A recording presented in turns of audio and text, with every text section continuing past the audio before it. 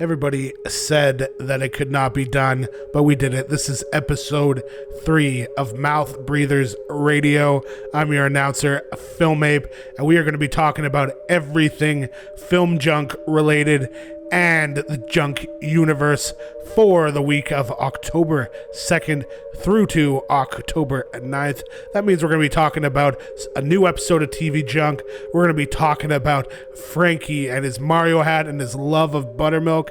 And we are going to be talking about episode 866, Blonde and Moonage Daydream, here on Mouthbreathers Radio.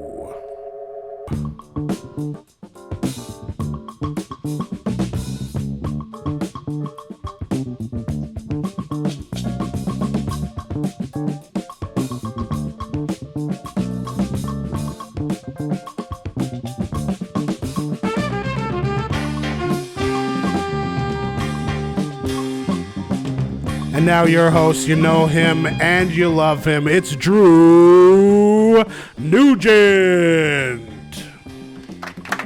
Hello, everybody. Thank you. Welcome back to Mouthbreathers Radio. And I'm so blessed to be able to talk to you again.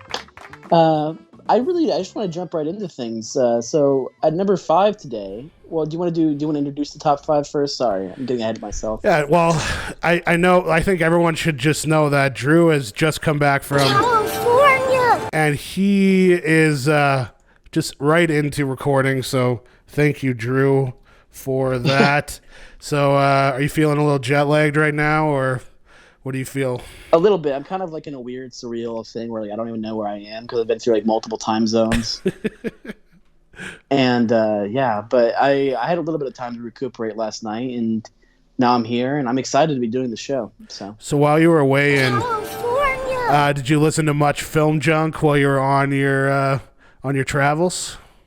I did. I listened to the main episode, and I got through that, and I listened to the Criterionitis that came out, and I watched the trailer reaction. So yeah, they put out a lot of great stuff this week.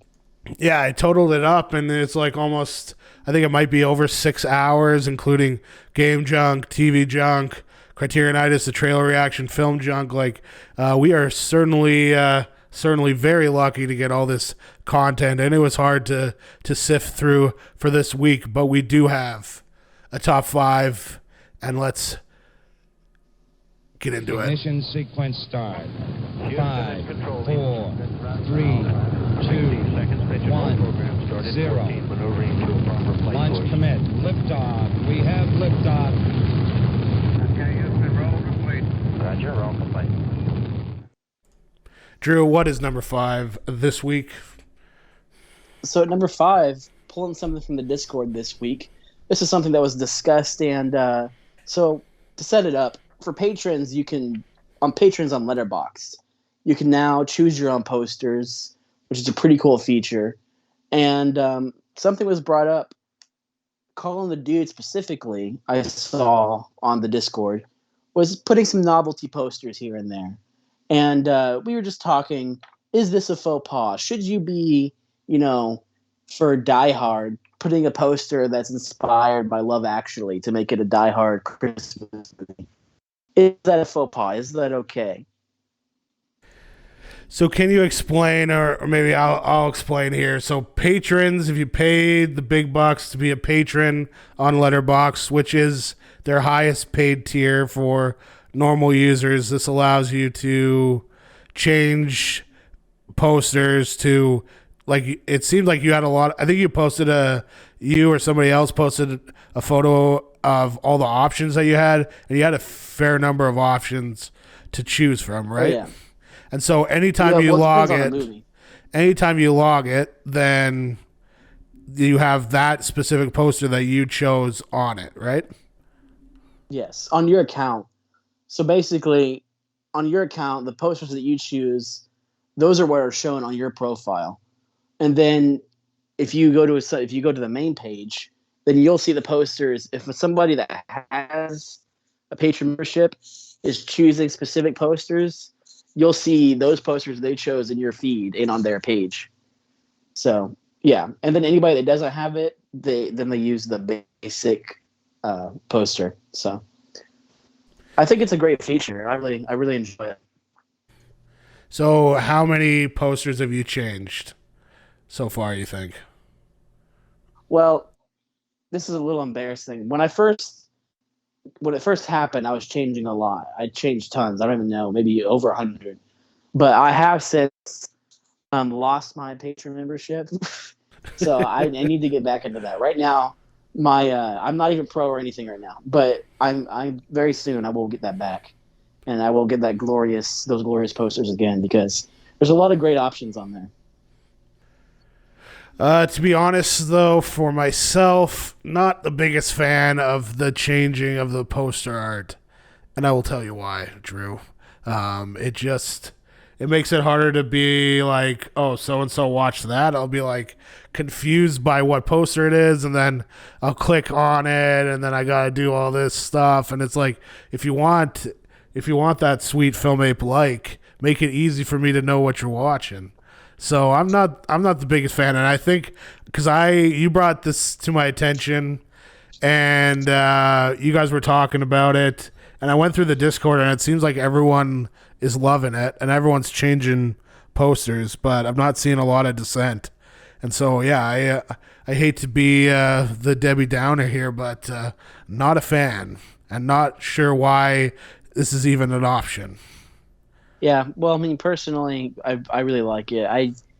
So when you're saying you're confused about is it hard for you to tell which posters are which or which movies are which? Well, some of the posters I've never even seen before, right? Because there's like a lot of like obscure posters and custom posters. Like it's easy if I'm like scrolling through Letterboxd and then it's like, oh, Drew watched Prince of Darkness, you know what I mean? But if it's like some custom like Mondo poster or something, well, exactly, then I'll be like, what the heck movie is this? That's where it gets into the novelty poster thing. That's why novelty posters should be a faux pas. I don't think you should be using anything that's not an official poster. So like if I wanted to, could I just like take a white like 24 by 36 image, put the name of the movie on it, upload it to the movie database, and then would I have the option to just literally make every single movie I watched have just white and the name of the same font? Could I do that? I mean, if it gets approved and it goes onto the database, then yes, I think that would work. Because what that's like described on the manifesto, it's like robot something. They talk about how we need to have some like wiggle room, but sometimes it just goes insane, right? Yeah. I mean, it all depends on the person, on each person's discerning, common sense with this stuff. Like, as I think it's pretty clear that you should only use like actual official posters and not get too crazy. But a lot of people, get weird. And there's like, I've seen stuff where you could literally just change the poster to like an image of the character just standing there. And that's what people do. Yeah, that just seems like it's like I'm fine, I guess. Having the ability to change within the theatrical posters, that's fine. But once we're getting into like the Polish posters or the like African hand-drawn posters, which are beautiful and awesome, but they have their place, and it's not on Letterboxd, in my opinion. And I just think. Yeah, maybe too many options is not the best thing. I think maybe to like keep people in check, it should be like if you like hate a poster so much, you got to pay like $10 per poster change. You know what I mean? Poster. Yeah, like nobody would do it then. But then if you did, you're like, I really hate this poster. You know what I mean? Yeah, and it will get Letterboxd some like sweet quid leaf, and because what does Patreon cost or patron status cost? It's about $50 a month, or not a month. I keep saying that it's $50 a year. Okay. Yeah, I think there was that one time that I had that, but I'm just fine being pro. Yeah, I mean, there's a thing where like if I'm gonna pay for it, I like have the compulsion to be like, I want to pay the top level, and $50 a year is achievable. It's not like it's $200 a year or something. So, I just kind of do it. But I mean, while we're talking about this, I can talk about other stuff I don't like about Letterboxd. And like, I'm an absolute purist. I have not changed my top 4 movies since I signed up. So they've literally been, yeah. Yeah. They have not changed. And then pinned reviews or anything, like, get that stuff out of there. Like, I hate when I'm like scrolling through someone's profile and I have to like look at the same reviews. Like, again, I want it exactly how it was when I set it up initially. I don't want any changes. And that's why, like, being a patron, I was like, well, I can add the banner image and all that, but then I was like, I'm not going to do any of that stuff. Like, I wanted like exactly how it was when I signed up 10 years ago. Well, I'm a big fan, and this is why I'm hurting right now because, well, I could just pay for Pro, which isn't that expensive, but I want the Patreon membership. But I love the year in review page that they have, and that's available with Pro. But yeah, the year I use in review. that to keep track of like. Yeah, the year in review, amazing. Like, that's worth the $20 a year or whatever it is, for sure. That's what I tell everybody. Anyone that's like, oh, I don't need Pro, yada yada yada. Number one, I was I was using Letterboxd in incognito mode. Don't ask me why. And there were so many ads on a non-pro account. On just disgusting. Like a vanilla, like it was like not usable at all. Yeah. Like, I know that if I have ad block on, it can block some of them, but I mean, it's like pro or it's got to go. Basically, Letterboxd is not usable in anything less than pro, in my opinion. Well, the only reason I'm able to survive by not having Pro or Patreon right now is just because I just use the app on my iPhone, and the ads, there's really not very many ads on there, so I'm able to kind of I basically just get in and out and just log what I watched, and that's it. So, but normally would you use like a browser to do it, or if you had Patreon? I would kind of go back and forth. I do use a browser sometimes. Okay. But I've been using the app a lot more recently. Yeah, the app, unless it's gotten better, I used it for about 2 seconds and then pitched it because the browser experience was just way more appealing to me. How long ago was that? Like the day that the app came out. So yeah, I think it's gotten a lot better. Okay, since then. Okay. Because I used to hate the app too, but I like it now. And so you're saying yes, it's not a faux pas to use novelty posters. Or are you saying you can change your posters, but you can't use novelty ones? Is that where you draw the line in the sand? Yeah, exactly. I think it's cool. I like the poster change feature. And I know Colin the Dude specifically, who I called out in the statement, he likes to have 99% of his posters be original theatrical art. So I respect that. But my rule is that 100% of the posters are original theatrical art. And I say no novelty posters, no custom posters, no Mondo stuff, nothing that's not sanctioned by the film itself. So yeah, I can get on board with that. But if you want to weigh in, you can write in mouthbreathersradio@gmail.com. Let us know what you think about changing posters on Letterboxd. So we'll jump into a number 4 here, which was TV Junk, Greg's hosted show, and they were reviewing The Bear, the first season of The Bear. And we have a clip here. Let's take a listen. Okay, I just want to interrupt with a new update. So in the show's first season, Mr. Beef on Orleans, restaurant deli in Chicago, doubled as the original beef of Chicagoland. So it's set in a real restaurant, not of the same name, it seems like, right?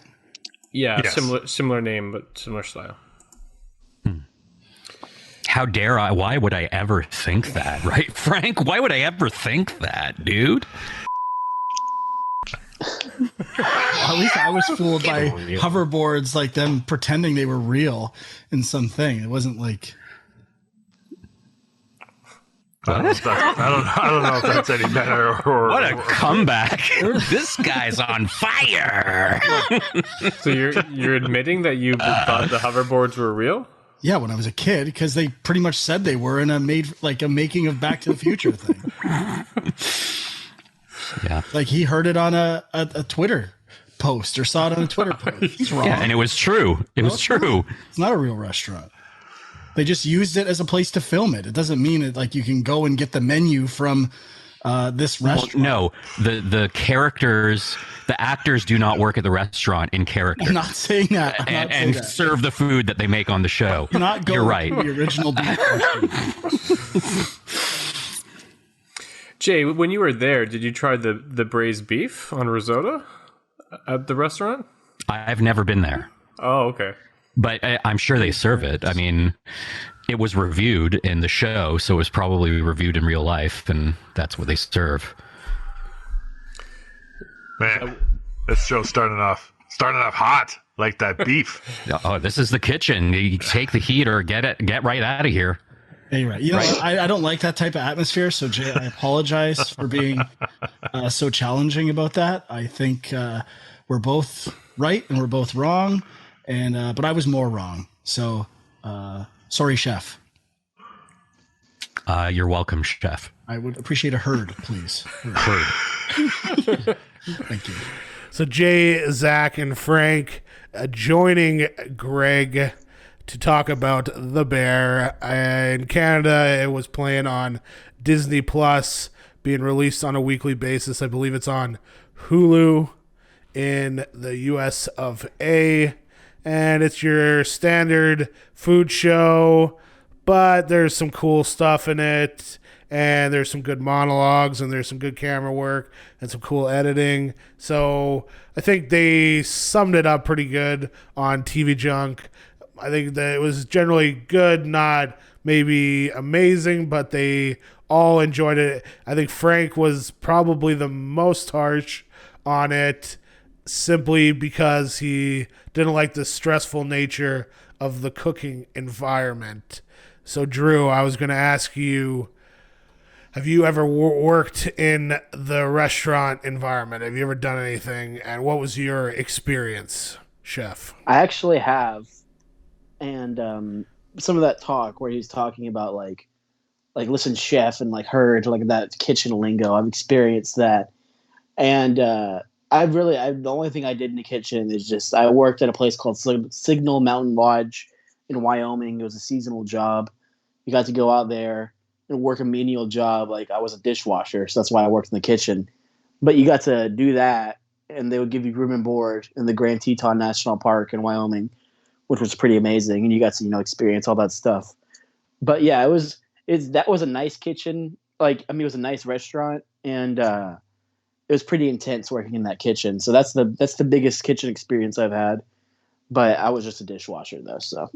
So were they like, chef, we need more dishes. Chef, get this station clean.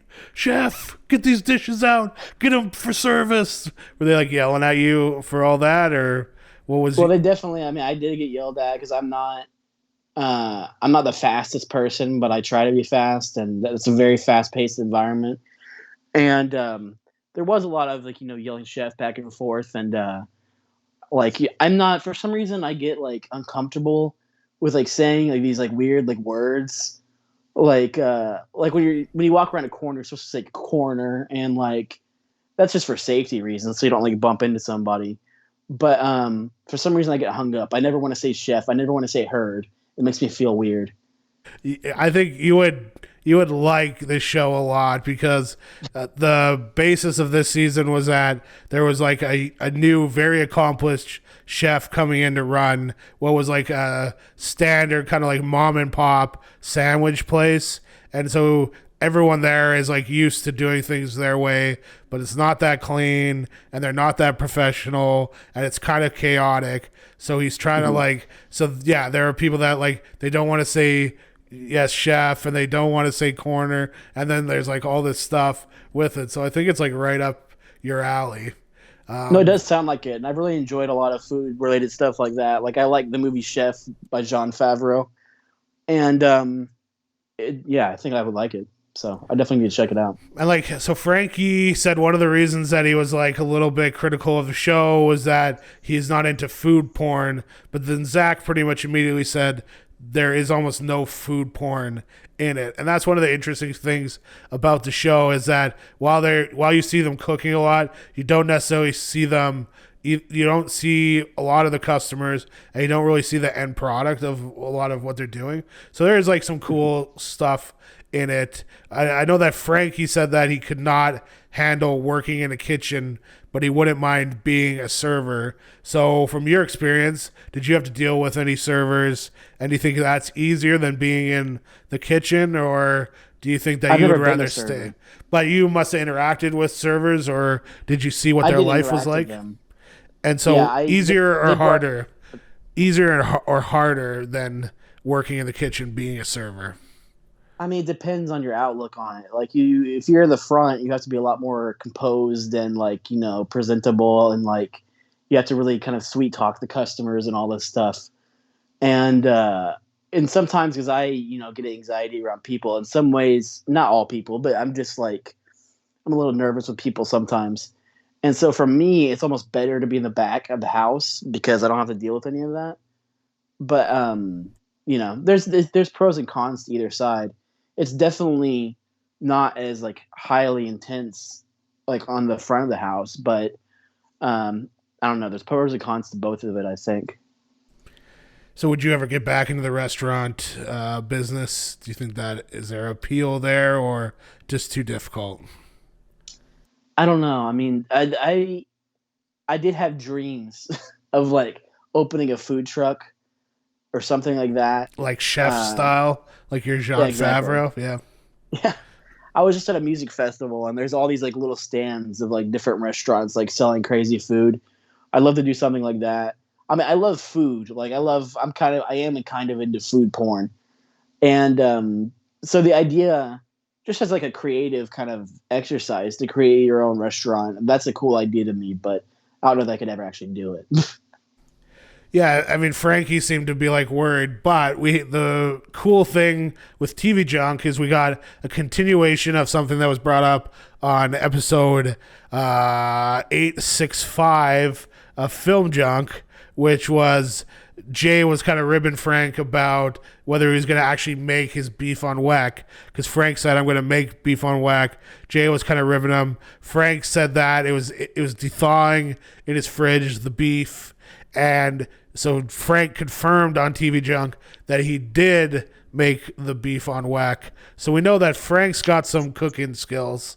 And for those that haven't listened to TV Junk, check it out, particularly this episode, because they get into what their like kind of signature food dishes would be and all types of stuff. So it is definitely worth a listen. They also, and I asked Drew about this, and I wanted to bring it up. And if you know anything about it, shoot us an email, mouthbreathersradio@gmail.com. They talk again about Frank being an Uber driver. And this has been something that's been brought up a lot. And it's always had me scratching my head whether it's actually a thing or not. What do you think? Right. I really don't know. I almost feel like part of it is that it started as an in-joke between them, like just personally, and it somehow crossed over into the show without ever being fully explained. I don't think he's actually an Uber driver. I've gotten that feeling. But I don't know exactly what they're getting at or what they're making fun of. Yeah, it's been such a wide-reaching joke, and it's been like, it feels like years where they've been making this reference, and everyone on the episode was laughing about it, but I was just scratching my head like, is Frank an Uber driver or is he not an Uber driver? So I would love some clarity there. And I'm sure there's some avid listeners that might even be able to like chart where the Uber driver stuff started and why it started. But I would be curious to know. I think Frank would be a great Uber driver. He's so like specific and meticulous. I think he'd be like super clean car, bottle of water, music, like perfect volume. Oh, I think he'd be good. But again, I'm not sure if it's real or fake.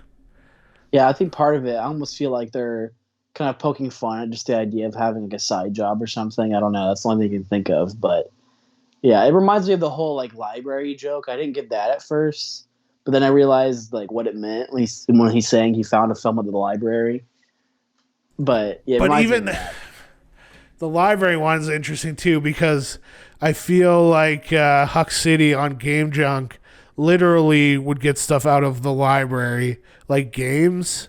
And so then I was confused on that one, just like you for a while. But it was clearly like on Film Junk, library means something different.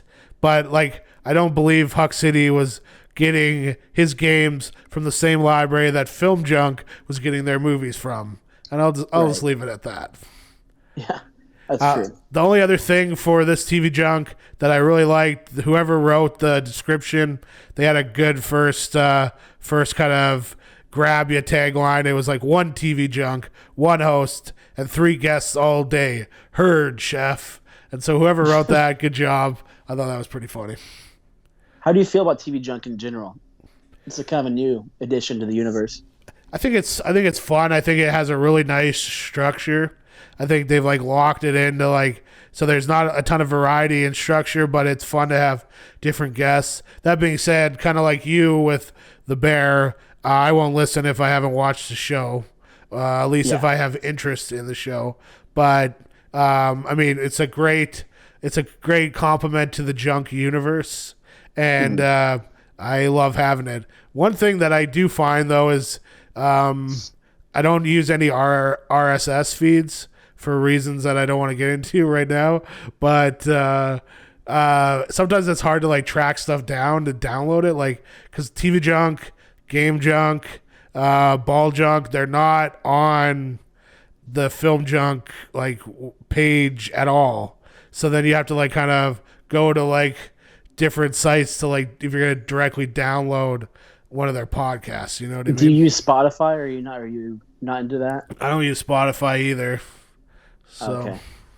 Yeah, you got to figure out how to download that directly. Yeah, and so for the most part, I can find a podcast website to do it. But yeah, it would be nice to have. And I'm complaining when it's my own fault for just not using the RSS feeds. But maybe we'll get into that on a future episode. Definitely. Yeah, so I think that takes us to our number 3, which is there's a new Criterionitis that came out, and Criterionitis is a series I enjoy. And this episode was Some Like It Hot, starring Marilyn Monroe and Jack Lemmon and Tony Curtis. And it links pretty well to Blonde. And so what did you think of the episode? I got a clip here if we want to give that a listen. Okay. I don't know. It's just kind of obviously at the time, I could see how at the time it was very funny. This many years removed, it's good. I just barely laughed, and I've seen versions of it a million times.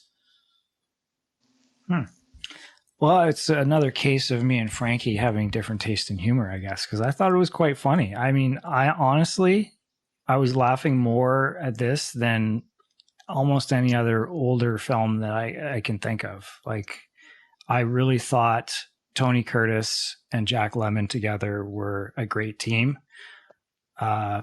Frank's going to ask me for specific examples, and I'm not going to have any, but for sure.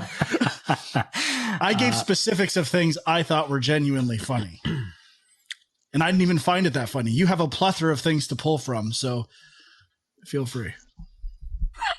Yeah, I mean, I'm struggling to remember. I wish I would have taken some notes, but like this is Criterionitis and classitosis on display. But it's not, because I think laughter is something that you can't fake. Like, you laugh or you don't. Like, there's no like. Oh, Frank does. He mock laughs. But I mean, you can't like. Isn't that podcasting half of the time?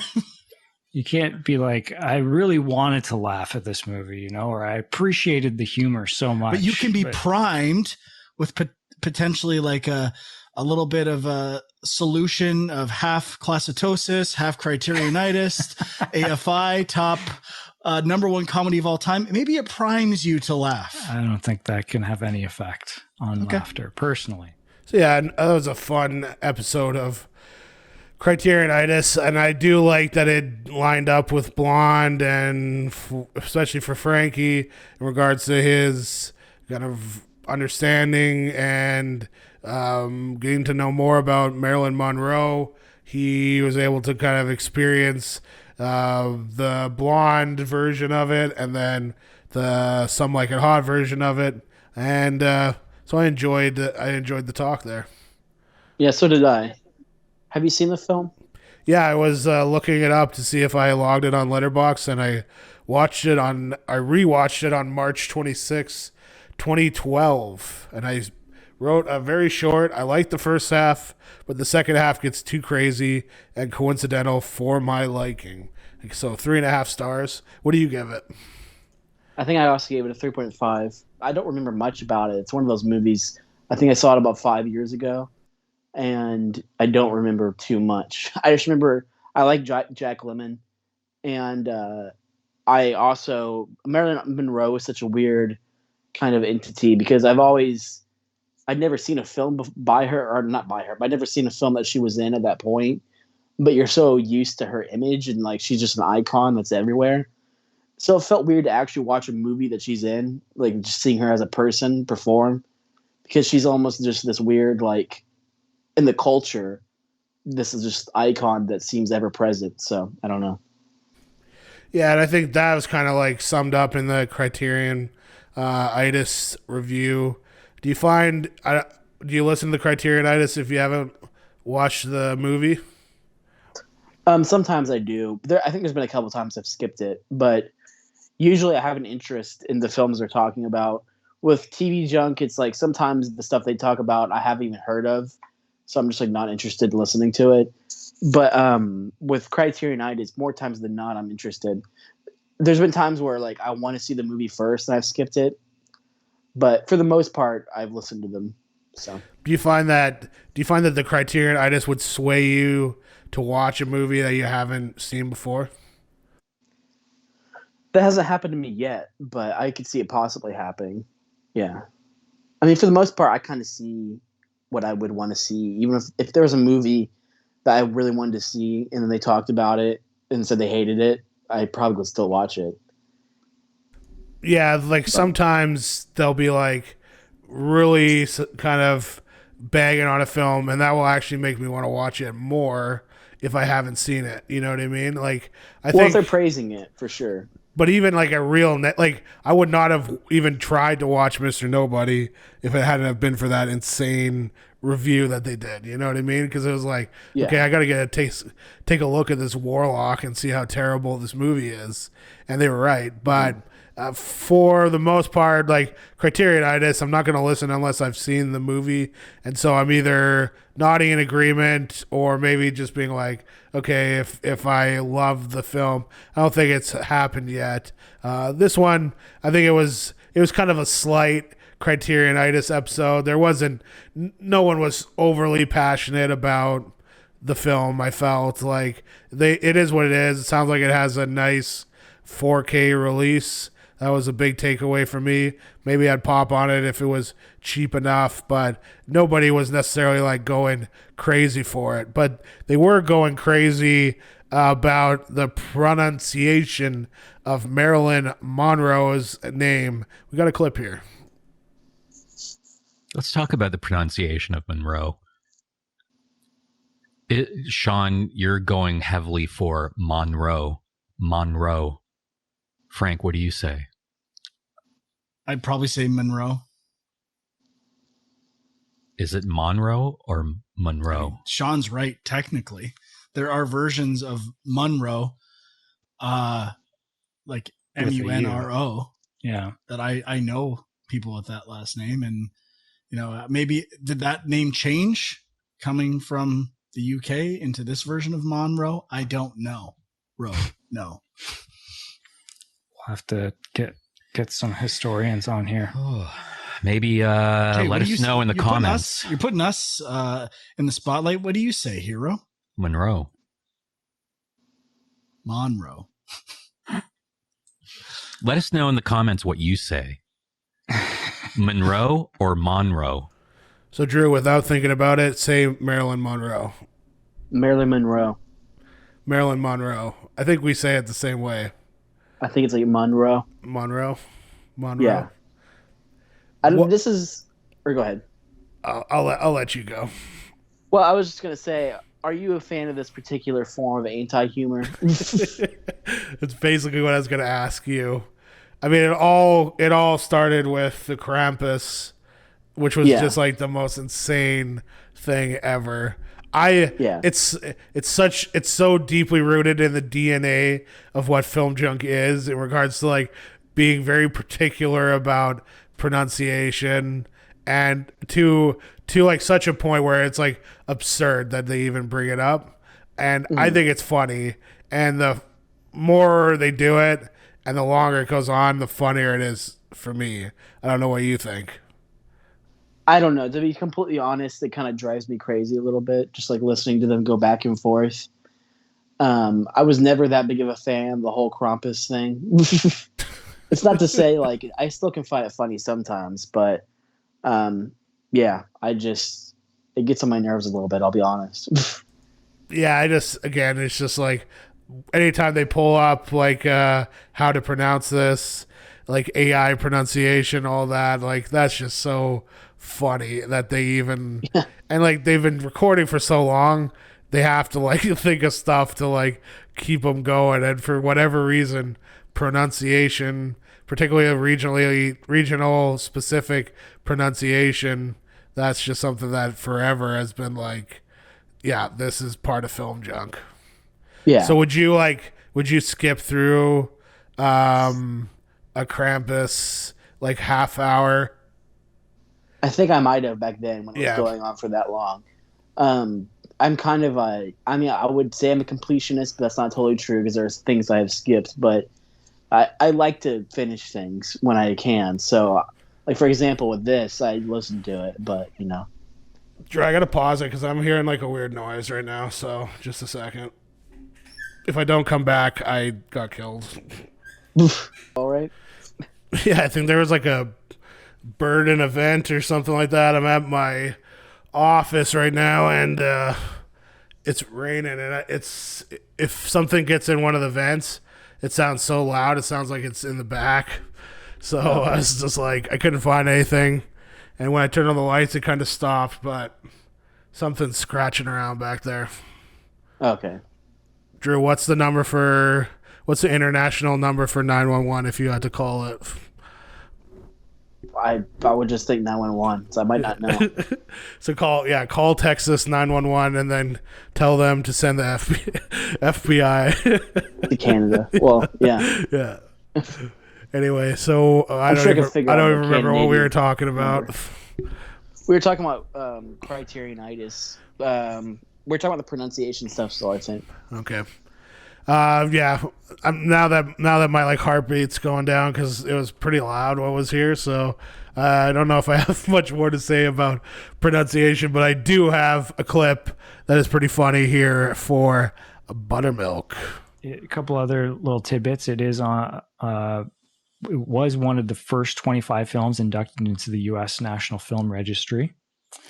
And the closing line, the iconic closing line, well, nobody's perfect, is ranked number 78 on Hollywood's 100 favorite movie lines. That is from The Hollywood Reporter, it looks like. I would put Buttermilk ahead of it. That's me. That's the kind of guy I am. I'm weird like that. Where's the hero drop? Here we go. Buttermilk. That wasn't me being a hero. That was just me mentioning that funny line in the movie. Relax, dude. The line like, you're the hero. That's just the kind of weirdo I am. I like all the things that no one else likes. I'm not an a outsider, hero. dude. I'm an outsider. Yeah, you're so cool, dude. The line was number 48 on the AFI list, so even higher. No Buttermilk. Higher than Show Me the Money? I don't know. I can't confirm that. So that's the big takeaway from Some Like It Hot. Frank thought the Buttermilk line was the funniest line. Yeah. But speaking more of Frankie, we're going to jump into our number 2 thing for this last week in the Junkverse, and it was the Super Mario Bros. Trailer reaction. And right off the bat, did you watch the video or did you listen to the audio? Well, I was in a Vegas showroom whenever I was listening to this. Okay. I was doing some slots. But I kind of, this is kind of what I usually do with stuff like this. I go back and forth. I'll like watch a little bit of it, and then because I have YouTube Premium, I can like turn off the screen and just listen to it through audio. So I kind of go back and forth. But I did watch a bit of it, and I saw Frank's amazing Mario costume that he was in. I'm imagining you at the slots being like, hello. Yeah. Did you get lucky on those slots while you're listening to Film Junk? I mean, I think I did okay. I had so I went in there with $100. That was the allotted gambling money. Okay. And I kind of went back and forth. I started losing money. I got down to like $20 left. Then I won $70, and I kind of went up and down. At one point, I was at about 178, so I profited $78. But then I went way back down to where I almost had nothing. And then I got myself back up to $137, so I profited $37. And at that point, I walked away. So you walked away with a profit. Yeah, a profit of $37. Hey, good on you. Good on you. Yeah. But I know that $37 would not have bought half of the stuff in the Uncle Frank's Retro Lounge, because he was wearing that Mario hat. He had a big Mario poster behind him, loads of Mario toys on the floor, and right off the bat, they got into pronunciation, or I guess rather how to say an abbreviation, and we got a clip. All right, here we are. The Super Mario Bros. Movie trailer release day. Hold on. We gotta stop right here. What? Sean says Super Mario Bros. That's Do you the say official, Super Mario Brothers? This is the official title. The official title. The Super Mario Bros. Movie. So But Bros is short for brothers. Sean went to see Bros in theaters this weekend. There's no period at the end of it. The period, I mean, do you say Der Mario or Dr. Mario? Sean? That's a good one. Der Mario? That is a good one. I mean, Speak of the devil, Der Mario is here. All right, I'm sorry. I don't give a about the trailer. I just want to find out. I've got the announcement here. Let's see if they say Bros or Brothers. let's hear it. Very first time, this Nintendo Direct is also being broadcast simultaneously at New York Comic Con. Hello, New York Comic Con. It's been nearly 40 years since the original Mario Brothers game was released in Japan. Today, lots of people around the world are playing Mario games. Mario Brothers. Thank you all so much. Finally, the world of Super Mario Brothers will become an animated movie. We've been working on this movie together with Chris Meledandri from Illumination for a long time, from Sweet. brainstorming and all the way through production. The time flew by as we were having fun figuring out how to depict the Super Mario characters and world. I think we have our answer, Now, yes? I'd like to hear from Chris. He has Wow, said brothers what does that quite mean? a few times, so For the I movie. think you're Let's right bring him there. in. Sean, you cannot say bros any further. You can do your whole Dwyer Bros thing if you want, but don't apply your That's branding. why he's saying onto- bros. No, this is He's trying to get his branding in there. This is the cool way to say it. Super Mario Bros. I will continue to say that. So do you support Sean continuing to say Super Mario Bros. Rather than Super Mario Brothers? I don't know. I think I kind of stand with it being Super Mario Brothers. That's how I feel. Interesting. Yeah. How do you feel about it? Well, I'm thinking about all the like film abbreviations, like referring to Texas Chainsaw Massacre as Texas or Chainsaw.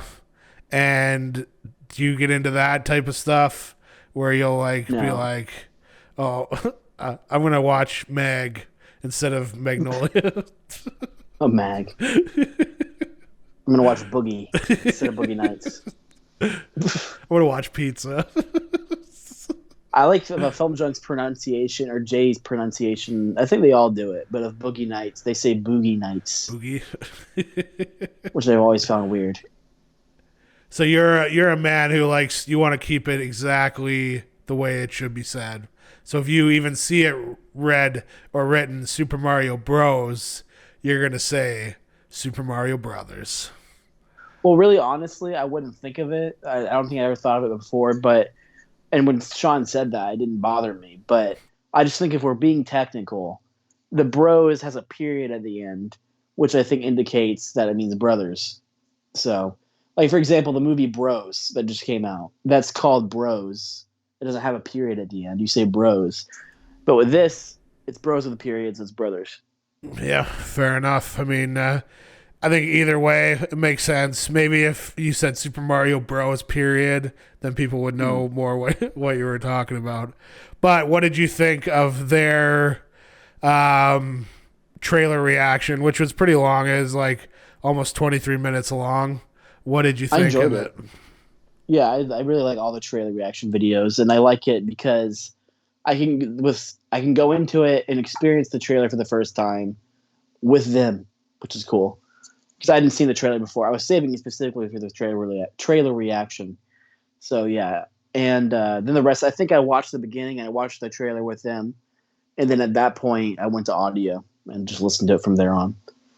So did their opinions on the trailer jive with the Drew Nugent opinion on the trailer? I mean, I'm kind of a mix between, I don't know, Sean and Jay, I guess maybe I'd say. I'm not like a Super Mario fan, so it's not like I'm not approaching it the way Frank is, but I think it kind of looks fun, but at the same point, like I'm not going to go to the theater to see it unless I have like a friend to go with or something. Because with these kids movies, not that like, I guess there more is a wide reach to it a little bit, but like it's still a kids movie. There's gonna be tons of kids in the theater, and yeah, I'm not into seeing kids movies in the theater. Frank brought up that there's too many stars in animation, so they're using too many big names to voice characters in animation now, and that it's distraction. That it is a distraction. So do you subscribe to that? Or are you cool with Chris Pratt basically being in every single animated film that's released now? Well, I think Chris Pratt is a bad choice. And, I guess they're trying to give him a New York accent a little bit, but it still sounds not good. And I don't have a problem necessarily with them picking stars. I mean, they have to have a way to market the movie. It seems like ever since Despicable Me, which Illumination also did, there's like a thing they'll do at the end of the trailer where they just list like 20 names. And it seems like that's their thing. Like, they want to overload it with people. But more my problem is just I don't think Chris Pratt fits at all. So I guess they just want him because he was good in the Lego movie. And, he's a marketable name. Well, and he was in Onward as well. Like, it's stupid. Like, cast somebody else. And my first thought when I was going to ask you who else would you cast as Super Mario, I was like, Bob Hoskins as the voice of Super Mario, but he died in 2014. But then I was like, wow, we got enough AI stuff that we can just take all his movies, make an AI Bob Hoskins, and he can voice Super Mario in the new animation. That could work. But I'd actually been thinking about this, and I think what I would do is I would cast Bobby Cannavale as Mario. Okay, because I think we should get, because they're using a New York kind of accent, but I think let's just get an actual New York Italian guy and cast him, and he doesn't even have to put on a voice. He can just talk like himself. What would that sound like, you think? I think it would sound great. It would make Mario sound like an authentic New York Italian. Is that Mario's background? I don't even know Mario's background. I don't think it is. I think he's just Italian, but I think you can go in that direction, though. I think it'd be better. They should give him a Japanese accent because he's Japanese, right? I think they're supposed to be Italian, even in the actual game. I gotta look this up. Because Mario and Luigi, which are both Italian names, and I think they're like, it's a Mario. It's supposed to be like an Italian kind of thing or accent, a silly version of one. All right, I'm on the Mario Wikipedia for the character Mario. Let's figure out what his... So we got occupation and hobbies, voice acting, appearance and profession. So apparently Mario was originally a carpenter when he appeared in Mario Brothers, the original, because Donkey Kong was on a construction site. Then they were like, oh no, he should be a plumber. And yes, Miyamoto decided to put him in New York and make him Italian. So yes, a New York Italian accent. That is fitting for it. So Chris Pratt is not completely off base, but he still has to just like put on a voice. Yeah, I just don't see. I guess there's nobody I can think of that's like a massive star that's like New York Italian, but other than Robert De Niro, who's obviously too old. But and they kind of mentioned this on the trailer reaction, just that like what Chris Pratt, how he like seemed pretty uninterested in doing the like announcement video that they were doing, and I feel like that has been the case for Chris Pratt for a while now, and it's sad because he used to be a very funny dude when he was a little bit heavier, when he was a little chubbier, but it's like he got skinny and now he's like miserable. So what can we do? Do we need to send Chris Pratt some burgers to chub him up a little bit and get his life back in order? Or he just seems like he has not given us anything good in a long time. Well, I think the Guardians of the Galaxy films are decent in my opinion, but yeah, I mean, other than the Guardians of the Galaxy, like you don't have. And like, he's good. He's good in the first Guardians, and he's good in the first Jurassic World, and that was when he was first skinny. Was for Guardians, right? And then Jurassic World, but like in the subsequent sequels, it really felt like he was phoning it in to me. Well, I don't think he's phoning it in like Guardians of the Galaxy 2. I don't think Guardians of the Galaxy 2 is like a fantastic movie, but I do think it's decent. But that's probably the only one I would defend. Other than that, there's not much great. And the Lego movie too, but I think the Lego movie's all right.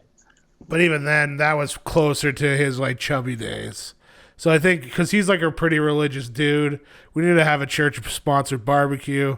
We need to get all the best barbecue foods there, and then we got to invite him and chub him up a little bit, make him a little bit happier. And then maybe he'd give us a Super Mario worthy of the legacy of Super Mario Brothers. Yeah. There was a weird period in Chris Pratt's career where he was almost like he was doing Moneyball, and he was in Zero Dark 30, and he was in Her. And these are all kind of like auteur-driven films, and it's just surprising like he hasn't done anything like that since at all. Yeah, it is interesting to me, and I think... I mean, Hollywood, it just beats you down, so I don't blame the guy. And I think he's probably not loving being like just like a consumer product. And so maybe, again, beef up some of those LBs so that people are not like looking at you as like six-pack guy. And then maybe you can get some stomach rolls, which are a little bit more fun. Talk to Russell Crowe. Russell Crowe, anytime he's big, he's amazing. And when he's like fit, it's like it's okay. But when Russell Crowe is like living the big life, then he's always killing it. Like he's a pretty big guy and like Nice Guys. And then I mean Unhinged, it's like a fat suit in addition to being like a big guy. And so he was in a fat suit in that movie? A little bit. There was like prosthetics, I believe. I didn't know that. I thought he was just like out of control. Yeah, so I believe they like beefed him up a little bit with some padding, but like Nice Guys, he's pretty big in Nice Guys, and he just crushes it. So that's what we need. Mm-hmm. I guess maybe that's because in Unhinged, I'd always thought like he had this weird mouthpiece because there was something wrong with his mouth, and maybe it was like some of that padding because I could never figure it out. Yeah, I believe there was like some like costuming that really accentuated his like big burly man status in Unhinged. Mm-hmm. Well, that's a classic film. 5 out of 5. Speaking of classic films, what is our number one this week? I think our number one is our main reviews this week were Blonde and Moon Age Daydream. And yeah, there was a pretty epic and intense discussion about Blonde in particular. So that was interesting to hear. I think it was about an hour and 10 minutes long, the Blonde discussion. I think it's one of their best reviews in a really long time. Yeah. Like, not that they're not always good and enjoyable, but they were really engaged and there was a lot to talk about, and everybody was talking about it. And we finally, Frank actually provided a definition for when he refers to everybody, he finally gave it to us, and we got it right here. Like, I don't understand how Frank knows what everybody's saying. He's not even on social media. I mean, like... Yeah, but when he says everybody, he means like 4 people in the Discord and maybe a friend. I don't. I check like what's trending on Twitter. I check Letterboxd for movie stuff.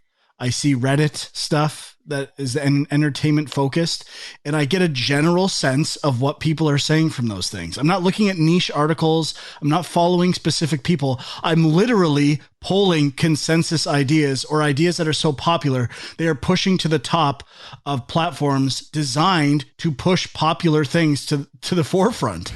That's what I'm gathering my information from. Okay. Would you like some Jouis?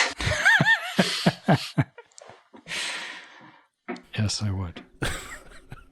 So what was that a satisfying definition for when Frank is referring to everybody? I mean, I think it makes things a little bit more clear, and I think it's good that he's not just referring to, 4 people on the Discord, but I do still think he's referring to a very small percentage of the population when he says everybody. Yeah, I mean, I guess it's like the zeitgeist around a certain issue, like he's plugging into the populace of that specific issue. I think for the most part, I don't think everybody does not care about half the crap that's talked about on Film Junk, and probably 90% of people do not care about anything that's talked about on Film Junk. So I think if we're referring to everybody, everybody does not even know about movies or anything like that. But it really seems like when he's referring to everybody, he's talking about the specific zeitgeist around a certain issue. Right. Yeah, I mean, I think it works. Even if he is talking about only a few people, it makes it more fun for Jay to poke at him. So, and I mean, when he referred to everybody, like everybody was pretty heated about Blonde. Yeah. So we were coming in. I watched the movie. You watched the movie. And I knew that a bunch of other people had watched the movie. Letterboxd ratings were pretty low. People were getting pretty mad. And we have Jay kind of summon things up a little bit right here.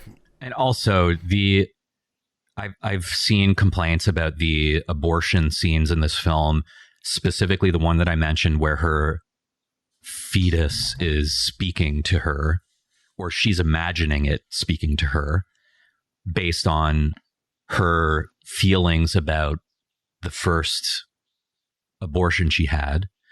And I've seen people say that this movie is pro-birth propaganda, whatever pro-birth means. I've seen people talk about that scene as like a clip that could be pulled out of the film and used by pro-life people as some sort of way to, push an agenda.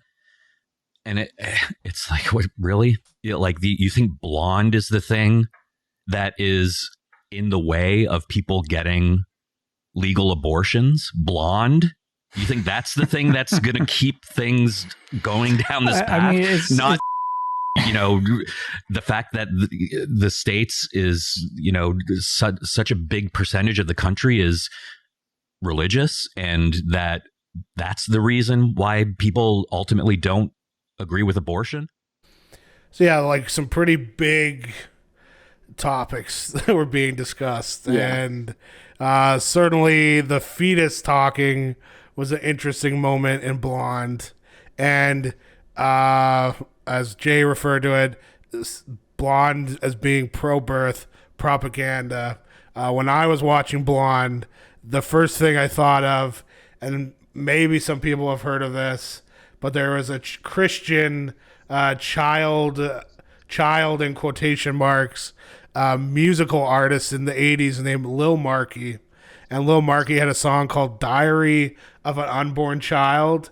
And now that is definitely pro-birth propaganda. And that was the first thing that I thought of in Blonde. Blonde is like 1% of how far Lil Marky goes. And why I referred to Lil Marky in quotation marks as being a child is that it's not. It's a grown adult man doing a child's voice in Diary of an Unborn Child. And we'll throw it in at the end of the episode. I do a huge warning on it. Do not listen to it if you're sensitive to anything. There's absolutely zero reason why this song needs to exist. There's no, like, it's pure propaganda in like the worst form, but it is interesting to listen to. So I certainly agree with Jay in regards to I was not offended by Blonde in any of the subjects that it chose to tackle, with Marilyn Monroe's legacy as kind of the foundation for it. That being said, I was offended by certain cinematic things in it, but I don't know, what were your thoughts about how the subject matter was treated? This NC-17 fictional film about Marilyn Monroe. Do you think that they went too far with some of the subject matter? Were you offended by anything? Or do you believe, like I am 100% with Film Junk, at least I was fine with how the content was handled in it? Well, specifically the pro-birth thing, I didn't have any problem with that. I mean, I see that more as just representing the way she actually felt as a person. I mean, if that's the way she felt, then I think it's fine to kind of get that across. It doesn't mean that abortion shouldn't be done. It's just that she didn't want one done. And I'm not totally familiar with that, but I just didn't think, I can't see the director's intention being that he wants this to be pro-birth. But I thought I was going to be a lot more, going into the movie, I didn't think I was going to like it, but I was kind of in the middle on it. I gave it like a 3 out of 5. I think I find a lot of the things it's doing interesting, but I think it just falls way into like misery porn and like just wanting to represent Marilyn. And it's not all about like a realistic interpretation of her, but it just kind of like debases her. I don't know how to explain it, but like, yeah, Jay was talking about this and like the Copo wanting to have like her stronger side represented. And like, you know, with like her opening a production company or whatever. And like, that's not what the film's about. I understand that it's trying to explore a very specific sort of subject matter, but I still think it could have represented her as more intelligent than she's played. Like, not played, but I just didn't think, I thought she was kind of one-dimensional. And they do a little bit. They have discussions about like, oh, you read this book, like you're actually very intelligent. But like it seemed like surface level. I think whenever maybe I'm too stuck on wanting to have somebody that more clearly looks like Marilyn Monroe and acts like Marilyn Monroe, because I didn't really get that from Ana de Armas. I thought, like, to me, she's totally different than her. And like maybe that's part of the intent, in that you want to have this fictional kind of story that's exploring something different, so you want to kind of like make that representation of her off kilter. But I don't know, it's not a movie I would necessarily watch again, I don't think. Part of that's because of the length, and but I still think what it was doing was interesting, and I think Andrew Dominik is a good filmmaker, even if he didn't completely, you know, hit with this one. So yeah, I mean, at the end of the day, with especially with how Film Junk addressed the topic, and then how much everybody was talking about it, I mean, I think it's 100% successful at being a provocation of individuals, and it's like that on like every single level. Like, just as like a piece of cinema, it's provocative. The length is crazy, the changing aspect ratio, the use of color and black and white, I mean, for me, I was not a huge fan of all the close-ups that are in it. That's something that I'm like raging against right now, is just the amount of close-ups that are used as a means of just an individual close-up, no interesting backdrops.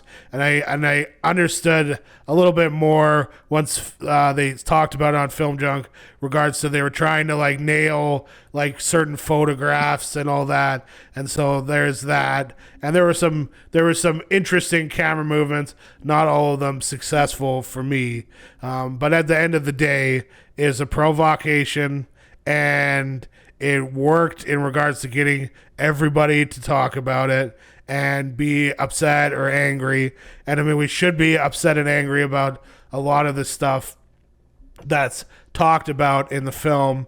I just think, for the most part, any statements, and we'll jump into Jay kind of putting it perfectly in regards to everyone getting their opinion out. For me, any statements that are like, this is something that should not have been told or touched, I don't like ever agree with that. You know what I mean? Neither do I. I can disagree with how maybe the end result of something, but I can still find value in something that I didn't like, simply because it elicited certain feelings in me that I was able to at least understand this is why I didn't like it. And so for Blonde, I had very specific reasons why I gave it 2 stars, but I think it still is of value, and I'm glad that it was released. And I think Ana de Armas was like a pretty fearless performance in it, and so that's awesome.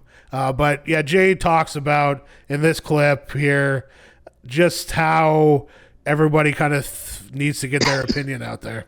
It just is insane to me to think that any platforming of any idea that is remotely different from anyone's perspectives, politically, socially, whatever, is asking for trouble. And it just comes down to the fact that with social media, everyone, and I feel like I've said this before, but this is a perfect example of this, because everyone is their own star online now. You know, you can have your various social media pages, and no matter how big or small your following is, you are the star of that page. People follow you for your pictures and opinions and thoughts and so on and so forth. And ultimately, I think everyone now looks at themselves as a public figure because they are posting things publicly on forums. And through that, everyone's got a brand. Yes. And through that, everyone is their own PR person. They have to release statements whenever things come out that are problematic and troublesome.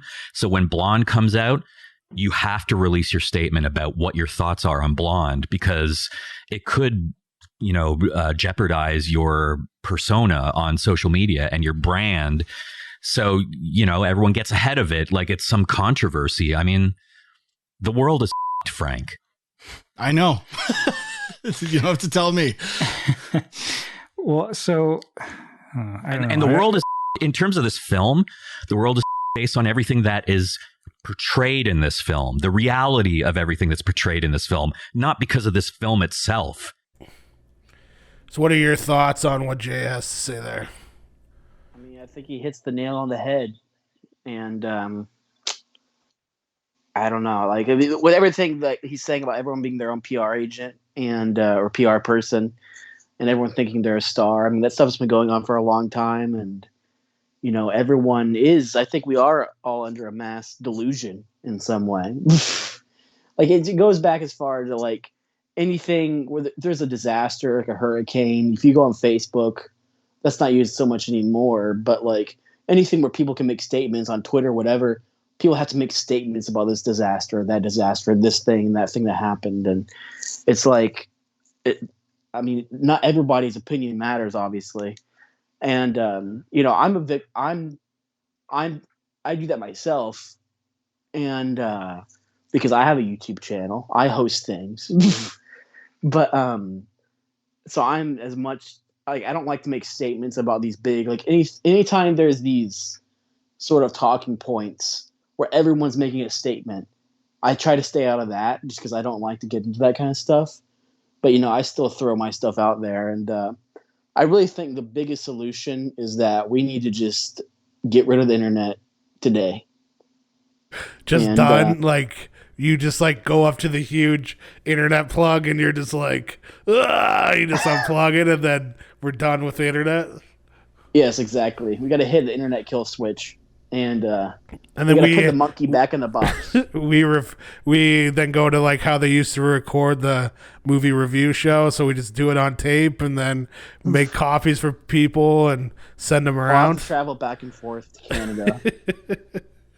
No, I think you make a lot of points, and my end point, at least for me, from Blonde, was that I don't think anyone being critical of this, we are all part of the problem, in my opinion. Like, society has made such a backwards thing about celebrity and power and all this stuff, and we hold it to such a high esteem, and everyone wants, even it used to be 5 minutes of fame, now it's like 5 seconds of fame, and they're willing to do anything about it.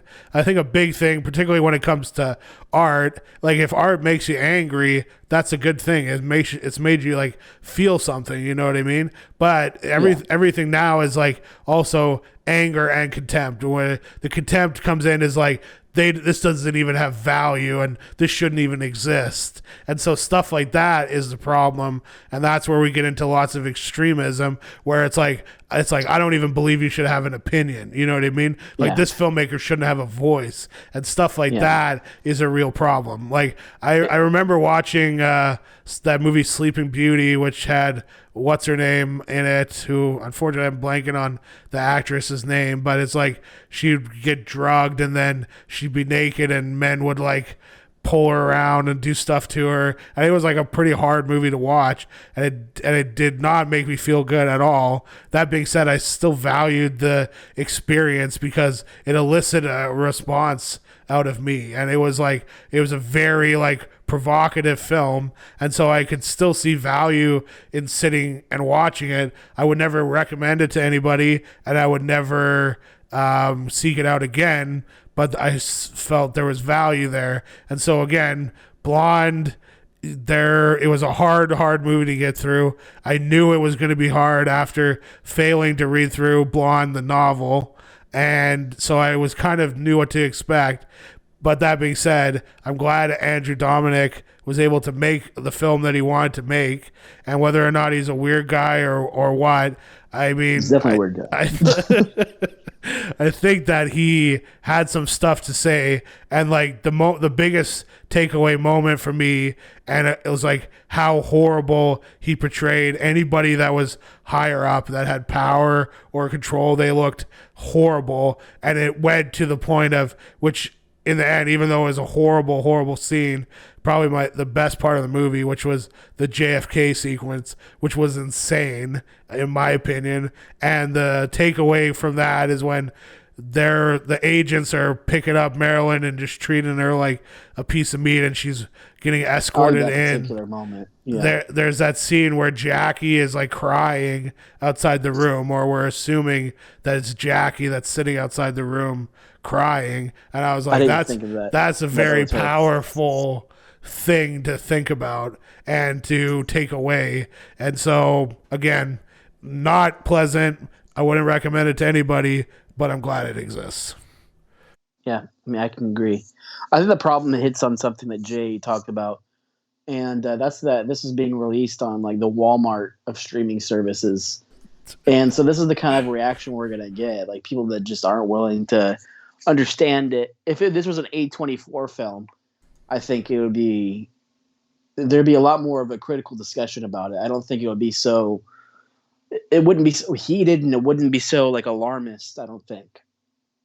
Yeah, I think you're totally right. And that leads me to something I was thinking about. Like, so if Netflix is the Walmart of streaming services, what are the other streaming services in equivalent like comparison?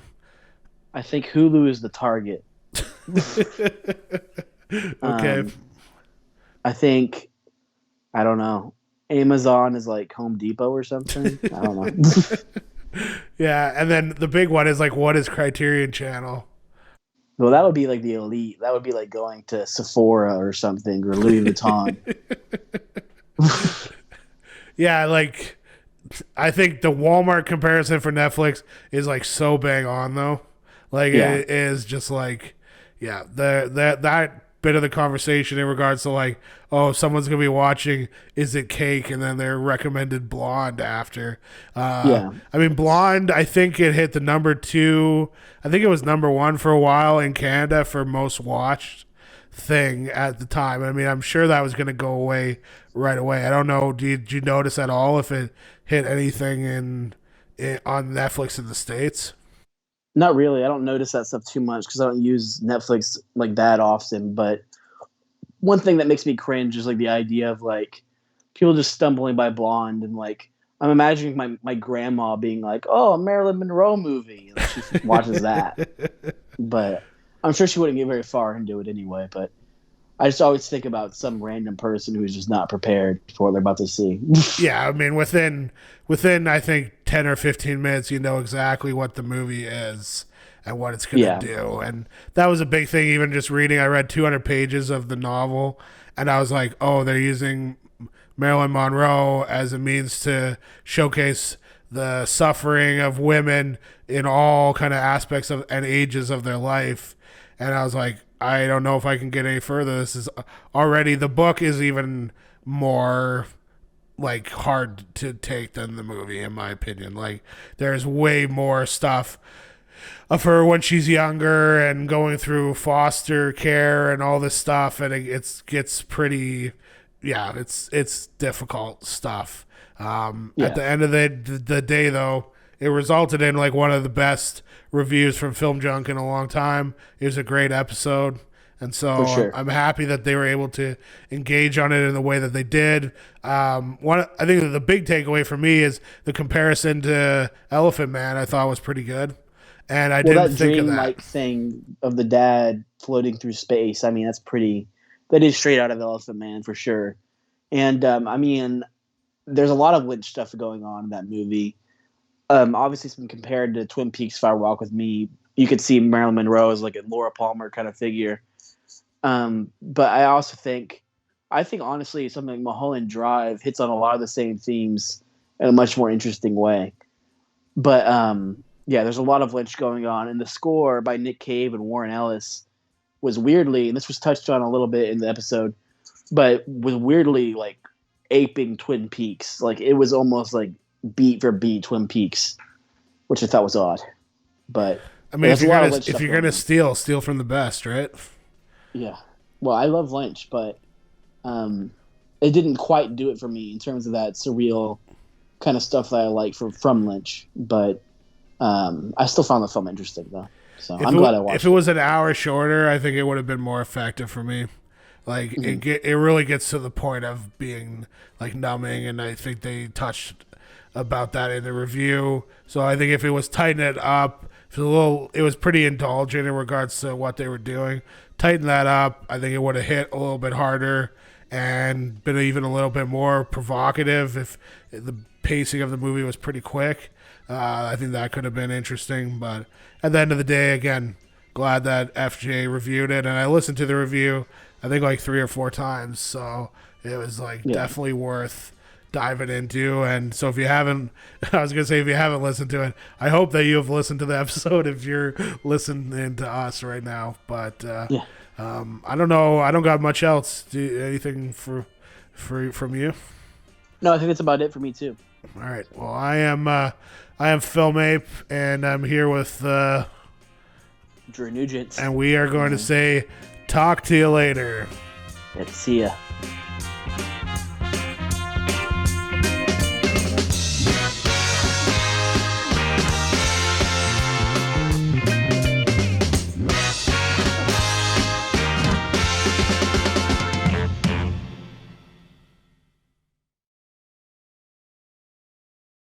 And just quickly, we're going to have this little marquee song play right now. And again, I warn you, do not listen to this if you're like sensitive to overly religious propaganda, particularly terrible stuff like this little marquee song, Diary of an Unborn Child.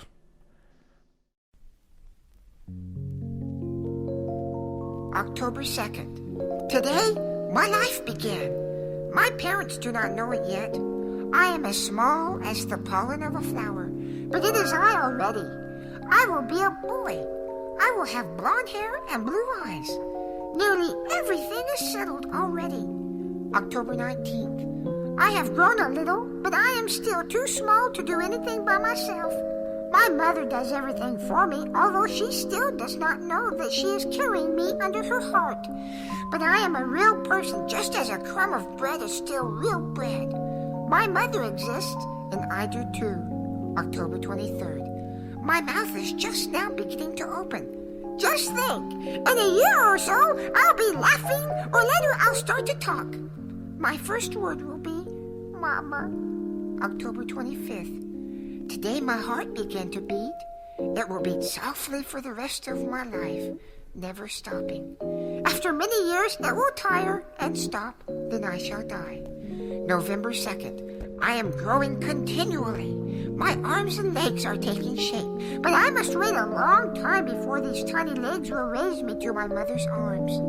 November 12th. Tiny fingers are beginning to form on my hands. How small they are. One day I'll stroke my mother's hair and tell her how nice she is. November 20th. Only today the doctor told my mother that I'm living here under her heart. How happy she must be. Are you happy, Mother? November 25th. Today is Thanksgiving. My mother and father are probably thinking about a name for me.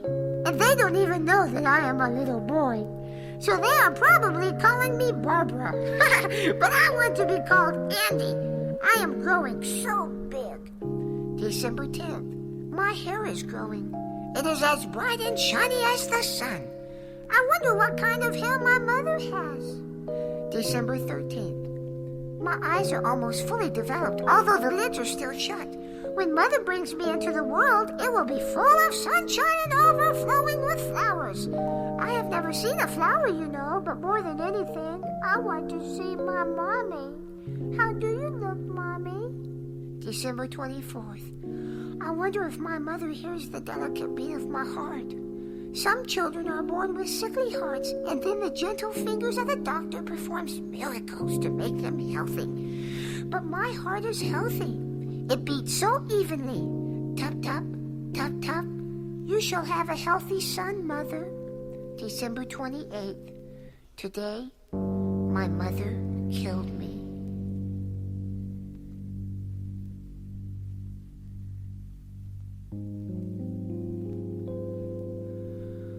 Why did you kill me, Mommy?